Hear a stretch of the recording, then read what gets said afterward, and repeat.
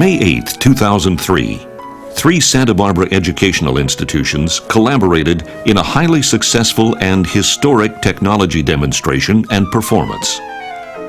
Working with their community partners, the Music Academy of the West, Santa Barbara City College, and University of California, Santa Barbara, collaboratively offered a masterclass and virtual duet performance across telecommunication infrastructure between remote locations. Coupled with two-way live video, this groundbreaking technology delivered a level of realism and audio quality of extraordinary caliber. The traditional masterclass is a popular teaching tool throughout the world and an integral part of the Music Academy's summer school and festival. Typically, a lively and revealing interchange takes place where the teacher critiques and demonstrates new possibilities for polishing the performance. In the presence of a live audience in the Fablon Forum at Santa Barbara City College, distinguished pianist and Professor Ann Epperson coached young artists Casey LeBeau, flute, and Margaret McDonald, piano. The musicians performed some 10 miles distant at UCSB's Kerr Hall while being virtually present at the Fablon Forum via a large on-stage screen. Following the masterclass, a virtual duet took the stage. Baritone Justin Plank sang at Fablon Forum, while McDonald accompanied him from Kerr Hall. This virtual performance provided an educational and entertaining virtual experience for student, teacher, and audience. Good afternoon, ladies and gentlemen. My name is David Keene, and I'm the president of the Music Academy of the West, and therefore I have the privilege of welcoming each one of you here this afternoon. As you probably know, we are doing this demonstration from two locations: the University of California at Santa Barbara's Kerr Hall, which is located behind me, virtually that is, and here in the room, the wonderful Fablon Forum at Santa Barbara City College. We think that by the end of today's session, you're going to have witnessed a seamless streaming of video images, superb sound, all envisioned by Kevin Barron and put together because of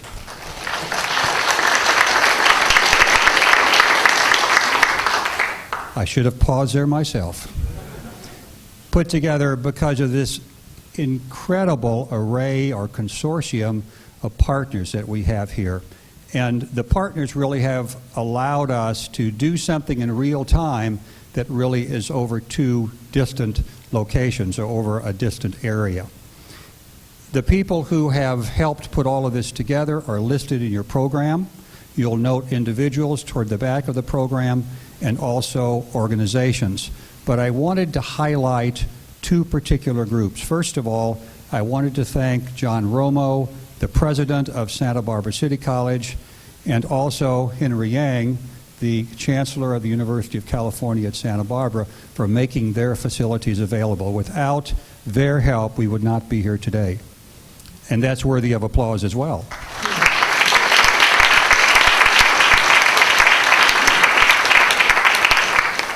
Secondly, there are some unique partners that really put this together technically. Certainly Scenic, Cox Business Services, Rosetel, the staff at Santa Barbara City College, Santa Barbara Sound Design, and the staff at UCSB. We thank all of them. But you know, with all of this technology around, none of this really works unless we have a fine musician as a base for the musical performances that you're going to hear.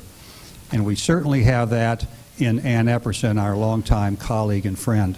For those of you who don't know Ann, she is professor of piano and accompanying or collaborative piano and music out here at the University of California, Santa Barbara. She is also here with us every summer as a part of the Music Academy of the West faculty. And she spent, prior to coming to Santa Barbara at UCSB, she spent 16 years at the Cleveland Institute of Music, and before that had faculty appointments at Rice University, at the University of Illinois, and also at North Carolina School of the Arts. So it's a great pleasure for me to introduce Ann and ask her to come up. I think it's time to start the master class. Thank you and welcome, Ann.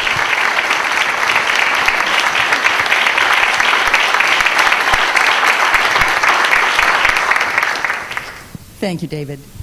Welcome to all of you. This is quite an adventure today, and we don't exactly know what's going to happen, but we're going to give it our best shot, and we certainly have this incredible technology to support what we hope is also a very fine musical experience. You have lovely bios of our young performers on the program, and I won't go into the same detail, but I will tell you a little bit about each of them that is not necessarily in print there. Our flutist, Cassie LeBeau, whom I've enjoyed working with these last 2 years at UCSB, is a native of New Mexico. She's about to receive her Master of Music degree in June from the university, and she has really distinguished herself in her career there. She's planning to relocate in the Bay Area and has an impressive array of concerts on the books for next year, and I know you'll really enjoy hearing her and watching her work. Her pianist, my student, whom I really admire and consider a colleague, Margaret MacDonald, is from Minnesota, and she has been here as long as I have, for 2 years, since 2001. And she has the distinct gift of having not only played the piece that you're about to hear as a pianist, but she has also played it as a flutist. She studied flute rather seriously up until recently, and so she knows this piece from all aspects, and that does make a very special difference. And I would like to tell you also a little bit about the piece that they're going to play. Frank Martin was a Swiss composer, and there are not that many composers from Switzerland. He distinguished himself in many areas, but this particular piece is a very important part of the flute repertoire. It was originally written as an imposed piece for the very first international music competition in Geneva in 1939. Everyone who competed had to play this piece, and it was designed to show off everything that the flute could do. And as I had read some notes written by his wife saying that he actually also cared very much that it be an excellent piece of music, and he, being a pianist himself, spent a great deal of time writing an interesting and rather challenging piano part to this piece. 2 years later, in 1941, he orchestrated it for string orchestra with a piano part in there and flute solo. And Cassie LeBeau actually played this with the UCSB Orchestra last spring as a winner of our concerto competition. So the piece already has a big history, but they're going to bring some new perspective to it today, and I hope I can do the same. Let's welcome our young performers and get started.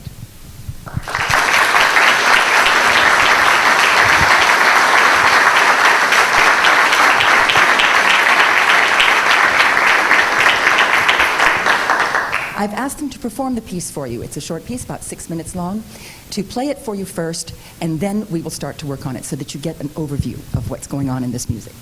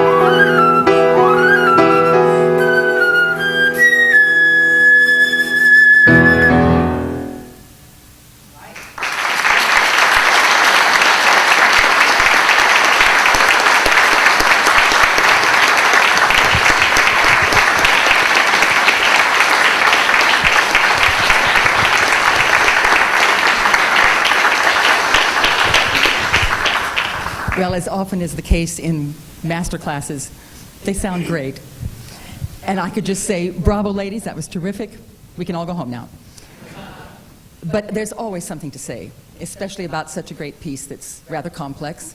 And what we're going to do today probably is concentrate with the two of you on things that don't have as much to do with the sound, since we are in fact mic'd with the sound. So balance issues are not something that we would necessarily deal with in this context as much as perhaps issues of pacing and musical issues, character changes, all that kind of thing. So I thought the beginning was absolutely beautiful. It's a really atmospheric opening, and you did it that way, and it's really lovely. When the piano comes in to change the character, Margaret, at the vivace, all right? See what I'm trying hard not to look at you on the screen. I'm supposed to look over there. All right. I want you to think of how you could more definitively change the character right at the moment that the vivace starts. Because you've been playing now for several pages this very atmospheric, dark kind of floating feeling. And then all of a sudden, you're going to have to change enormously to something that is very lively. It is not loud, but it's lively. So let's do, if you don't mind, maybe the più tranquillo, the 6 bars before the vivace. Try from there and see if you can then, when the vivace comes, startle us a little bit. Change the character more right at the moment of vivace, okay?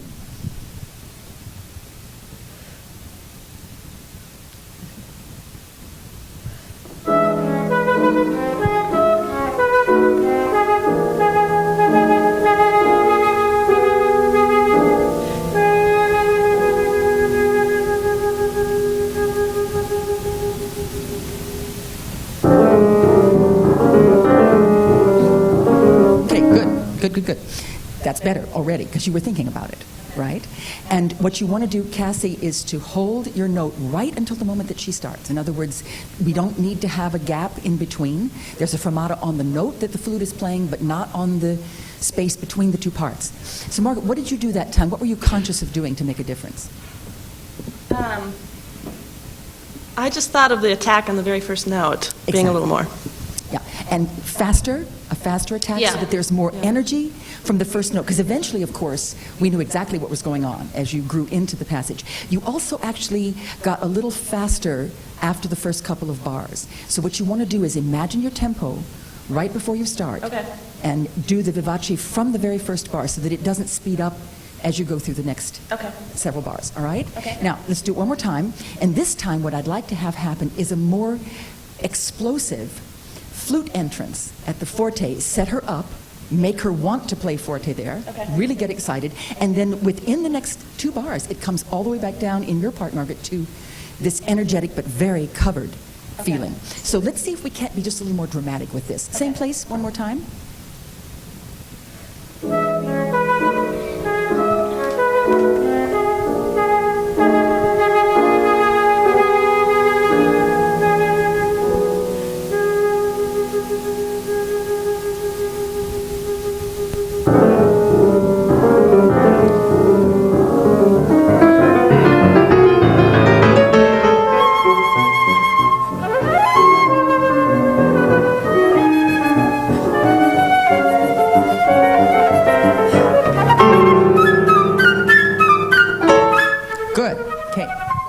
Great. So now we are clearly, and very successfully this time, into a completely new character. Bravo. That was great. Loved it. Now, the other thing I want to deal with this is when you go back to the dolce character, and it again floats, and it just has a very serene atmosphere for a long time. The way that I think we can best achieve that, Margaret, is to let the right hand of the piano be as neutral as possible. Absolutely neutral in this section. And then the left hand is the thing that's actually going to be more related to what the flute is doing, right? Right. So we want to enjoy 3 different layers of things that are going on. Can you just do a little bit for me? Let's actually do from bar, because the piano part gets more interesting. Can we do from bar 110, just the left hand of the piano and the flute? No right hand.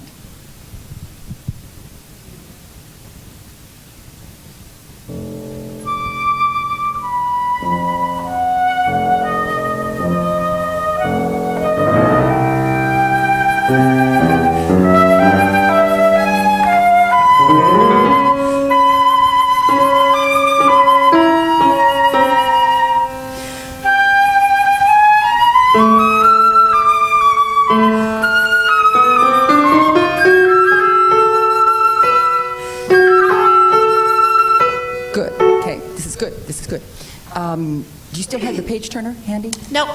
Oh, all right, I need to know that.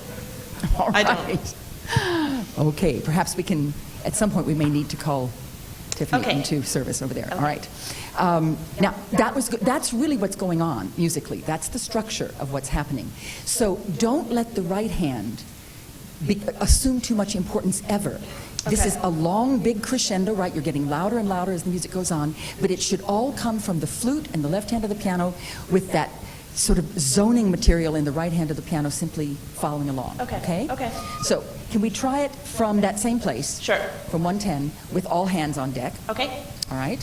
And let's see if we can pace the crescendo. What I'm looking for is a way when the composer keeps writing sempre crescendo, and you're playing measure after measure after measure, it's very hard to pace something like this. So what I want is for you to try to control, even though, I mean, because mic'd or not, we're still having the same effect out here of the sound growing. Okay. So I want you to try, if you can, to pace the crescendo, both of you, and see if you can keep the right hand out of the picture until the very last part where he writes the crescendos in the right hand. Okay. All right, 110.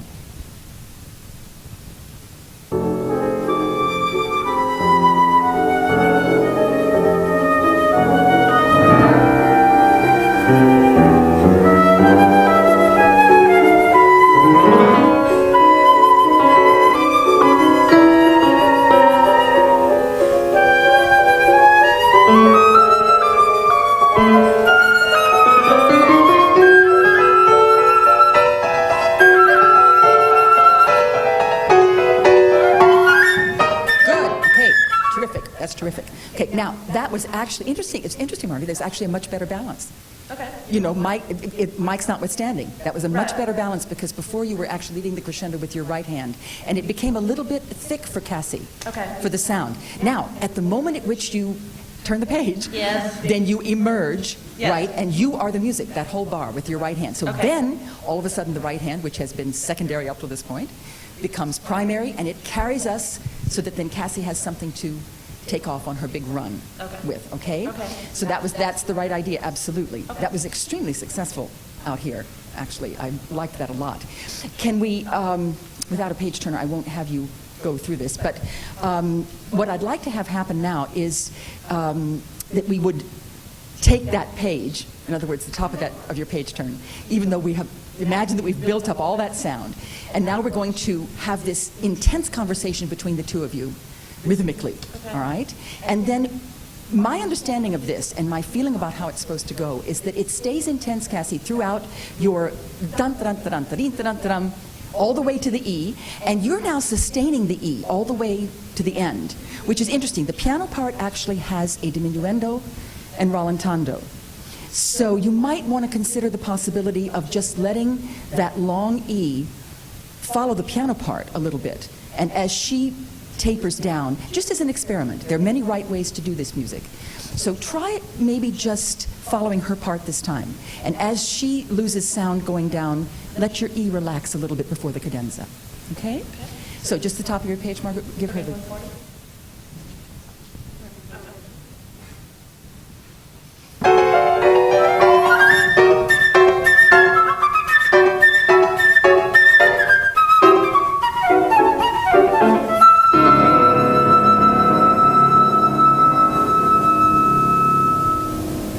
Okay, good. That's terrific. You can do even a little more rallentando because Cassie has good control of that long note. So you can actually do a little more. Now, Cassie, do you see that your long notes, right where we started, after you do that big run going up, that your long notes are half notes? And that Margaret is playing very short accented quarter notes. Because you guys are such a good team, you're feeling the energy of her short notes, and so you're playing your half notes too short. The idea is you're long and she's short underneath. Let's see if we do that more exaggeratedly, that it'll be more dramatic. Okay, so you hold long half notes. They are accented, but they are sustained long. And then let's see about the contrast with the piano.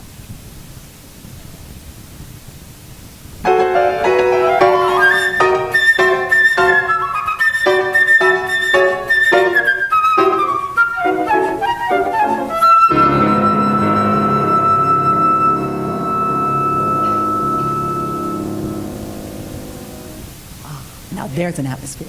That was terrific. See, Cass, you got the hang of it after the first couple of half notes. Just the idea of playing them through. The temptation is great there because you're trying to converse with her and you're feeling her energy. But it would be great if you could, you know, sort of sustain and contrast with her. All right? That would be beautiful. All right, good. Now I have to watch my time here. The next section, the con moto, was also just gorgeous when you played it. Really, it just had beautiful atmosphere. And Cassie, gorgeous sound in the lower register there. Really beautiful. What I'd like to do, several places in that I want to tweak just a little bit. I thought you paced it much better today. We've been working on this a little bit, this piece, and today was actually an excellent pacing. It did get a little bit too loud and too fast too soon. Right around measure 242. It's very tempting there because it sort of takes off spiritually, you know, and you want to kind of go with it. Now, Margaret, at that point, at 242, it says in your part, marcato e cantabile, right? Marcato cantabile, which is kind of contradictory, right? Right. It's supposed to be accented and singing at the same time. And to what part is he referring in that marking? The inner voice. The inner voice. So can we do a little experiment here? You know, I like to take the music apart and simplify the structure so that you can hear what's really going on. And in this case, I think it would help both of you to pace this better. If we could start back where you go into the 4 quarter notes per bar, 235. All right? Okay. And this time, Cassie, what I'm trying to have happen is that as you make this transition into your mezzo forte up 242. I want you not to think of playing a lot faster at that moment. Margaret, I want you to leave out the chords and only play the inner voice. Okay. And try together to pace this crescendo. It's not, you know, I just want you to take a little more time to create the atmosphere here before you start getting a lot faster. Okay. All right? Okay, from 235, yeah.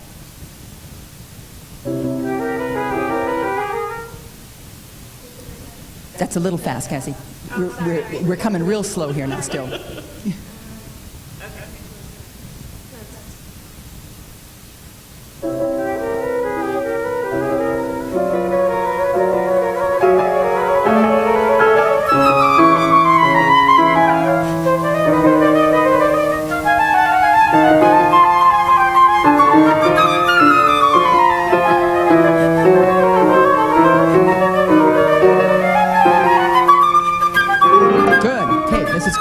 That's not easy, is it? No.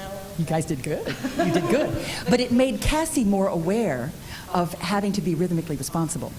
Can Cassie talk to me? Yeah. Oh, hey, Cassie. All right. I wasn't sure. Cassie, I want you to tell us what is different about playing this piece with piano and playing it with orchestra. Well, it's much easier to move the piano than to move with the orchestra. They don't follow quite as well. It's a lot harder to get them to follow. So I can be a lot more lenient, per se, on what I'm doing because I know Margaret's going to follow me. Exactly.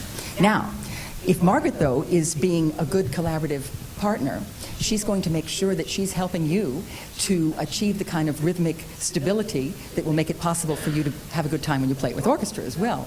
So Margaret's responsibility, even though the piece was originally conceived as a piece with piano, is still to be somewhat of a conductor in this, right? So what I'm going to suggest is that right now we actually had a better pacing, even though there were some rhythmic things missing. So Margaret, you don't need to emphasize the chords so much in order to give her the beats. Okay. What you did just now made us understand a little more linearly what's going on with the music. Okay. So now as you add the chords that provide more of the rhythmic structure, don't accent them or emphasize them. Cassie's fine. She knows exactly where she is. Okay. Okay? Okay. Come in from the same place, please.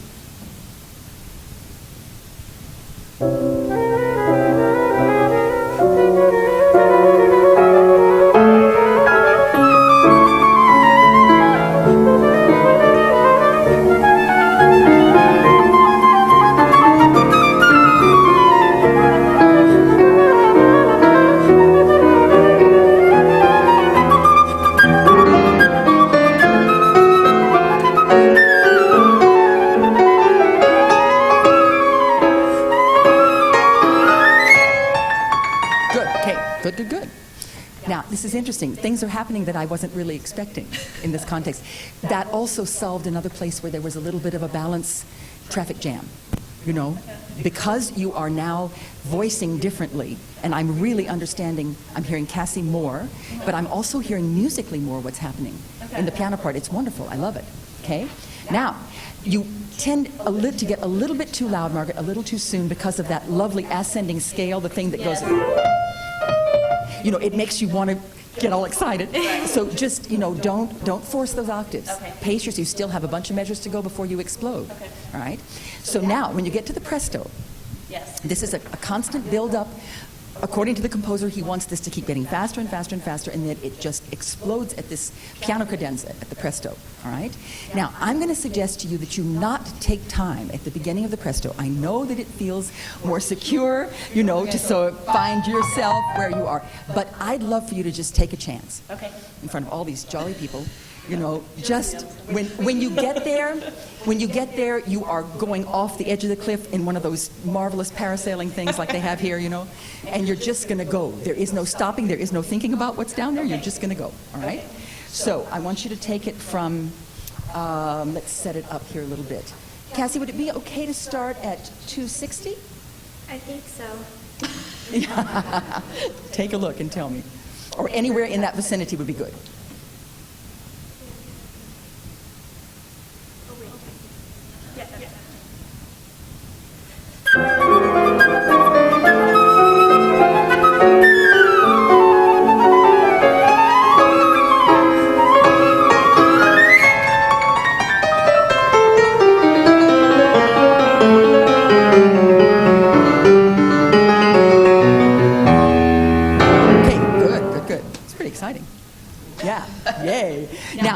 Wasn't any less clean, right? That was Right. very clean, right? Right. And it was much more exciting. Okay. That's much more exciting. So instead of, you know, taking the time to sort of reinforce yourself, just take a chance. Okay. Take a chance. Okay. Some of the greatest professors I ever worked with, you know, that was the thing that they said that meant the most to me, is that it's all right to do that, Okay. especially when you're so well prepared. Okay. You can do that. Now, at the other end of that, if you're going to be all excited at the beginning, which was wonderful, at the other end of it, it's a poco allargando. I think it takes us to the molto vivace. You're going way, way, way below it. Yeah. And I'm going to suggest the possibility, again, these are all structural things, ways of making a more smooth connection, all right, Okay. between things. So I want you to consider that possibility. For Okay. the moment, since we are just about out of time, I want to work a little bit on the pacing of that last big accelerando. Okay. So, well, actually, we can do it all. Let's start at the presto. You're going to love me for this. Start at the presto, just like you did. It was wonderful. And when you get down to the poco allargando, don't think of yourself as coming to a screeching halt at the end of that. Think of yourself as pulling in the reins, slowing the horse down, but you're still going forward. Okay. And you're going to end up at the molto vivace kind of trotting along, but you've never really stopped. All right. All right? Can we try that? Right on the presto? Right on the presto.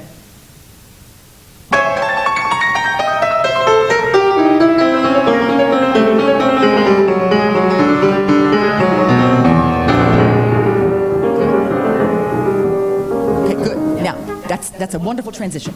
Now we're going to go forward from here to the end.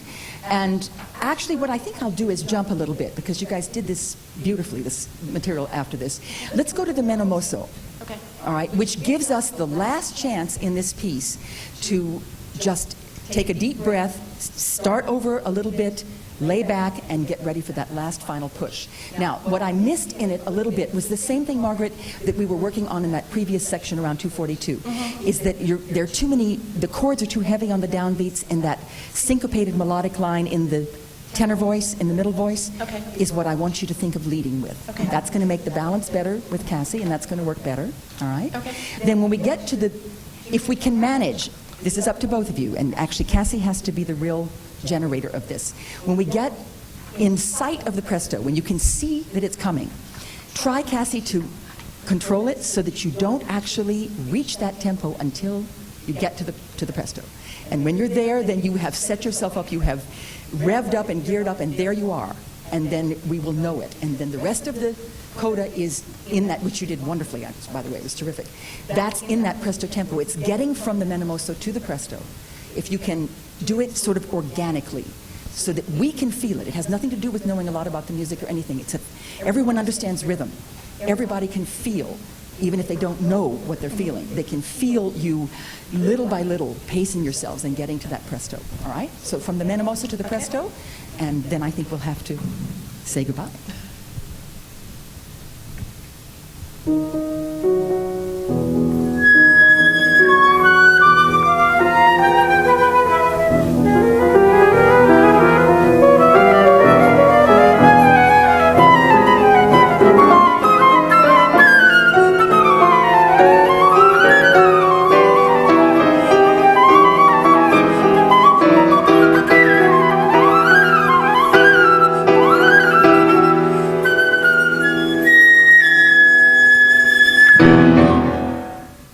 Ladies, that's terrific. Thank you so much.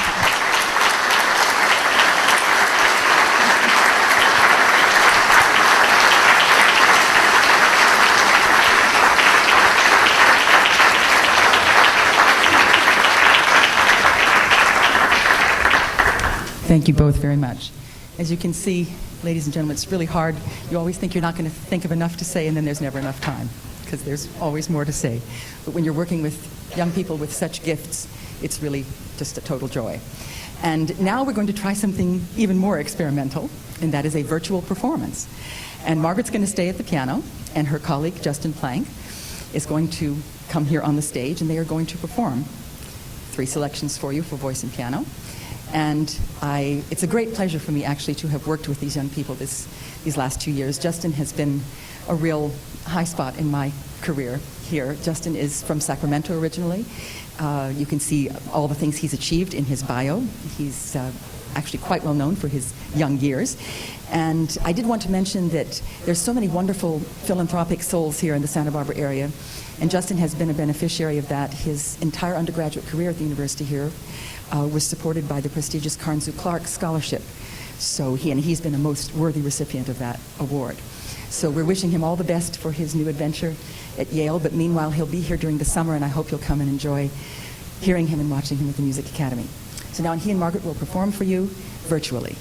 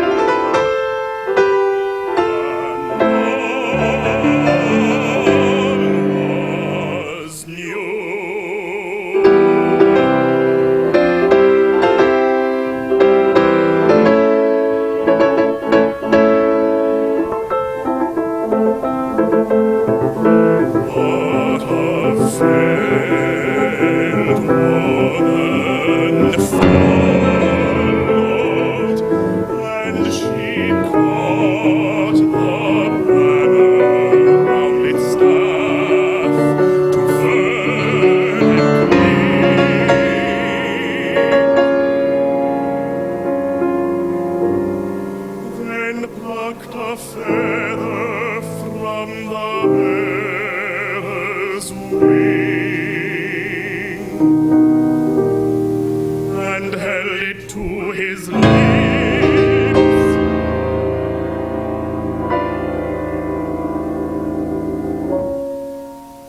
That stirred it not.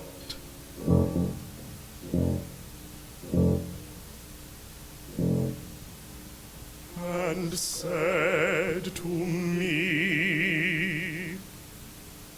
behold, there is no breath. I and this love are one, and I am death.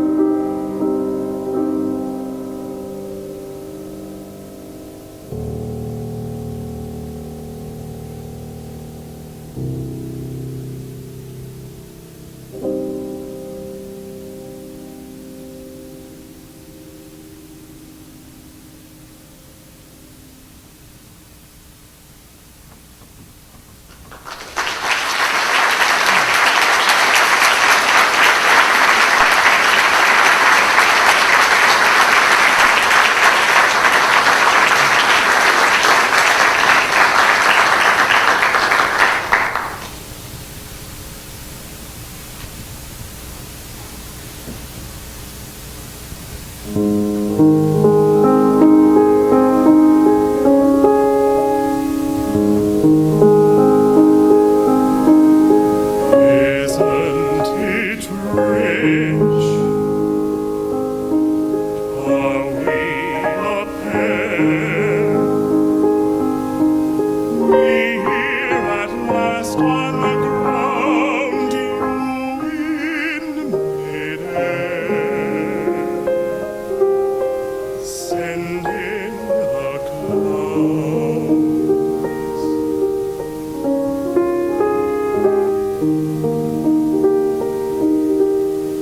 Isn't it bliss? Don't you approve? One who keeps turning around, one who can't move. But where are the clouds? Send in the clouds. Just when I'd stopped opening doors, finally knowing the one that I wanted was yours, making my entrance again with my usual flair.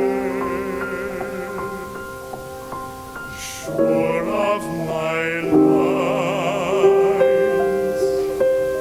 no one is there.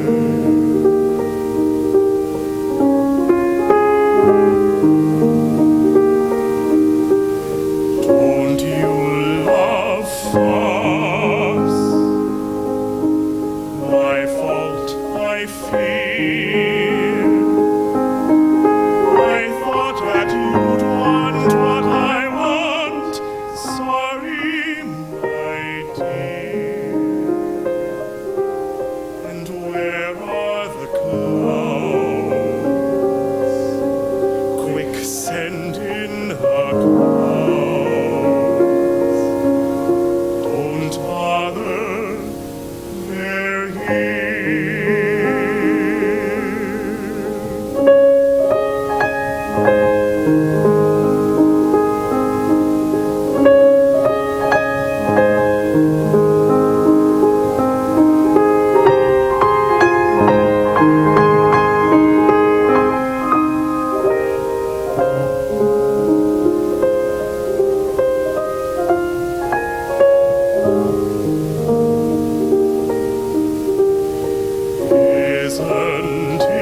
it rich?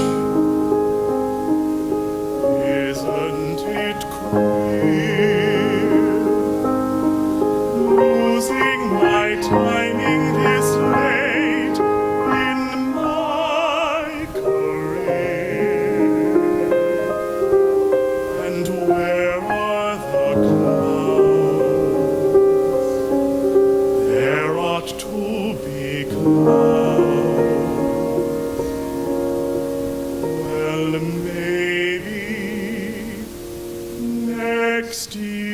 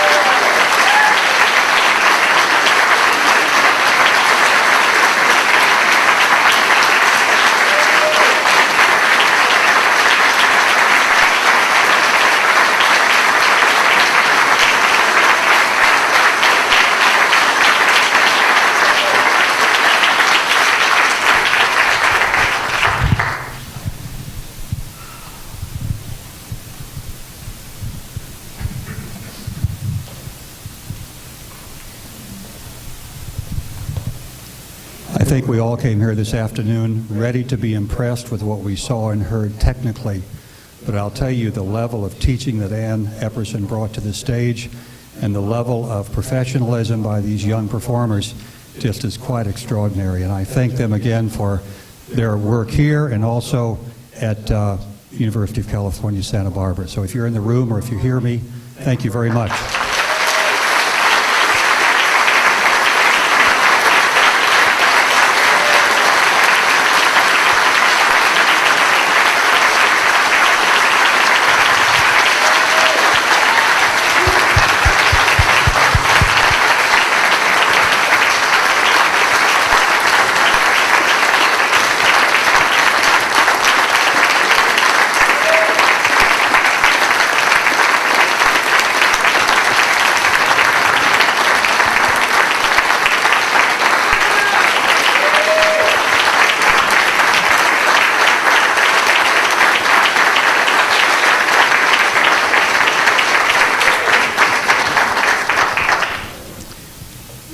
And now would you please welcome the President and CEO of Scenic, Tom West.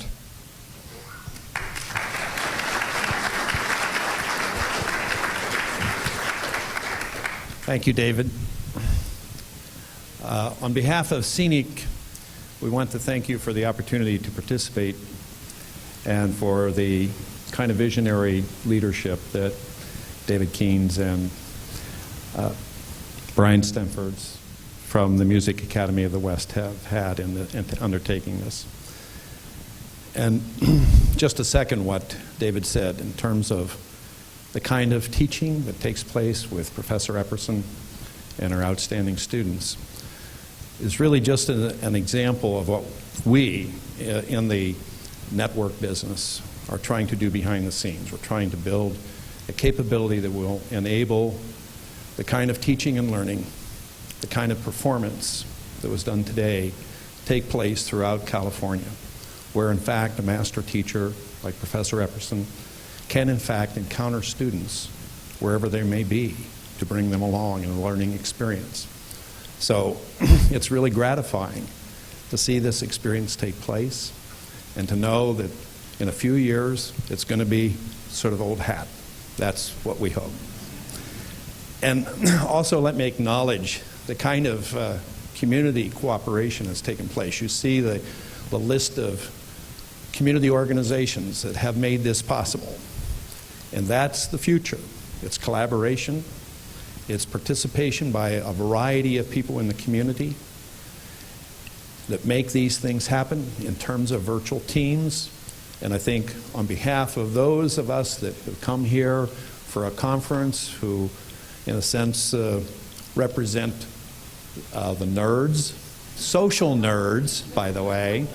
We're just delighted to see that the kinds of things that we're trying to do technologically really have the payoff in the real application of teaching and learning and other kinds of resource collaboration and sharing. So thank you very much for the opportunity to participate today. And thanks to the virtual team for everything that they did. Let's give them all another applause.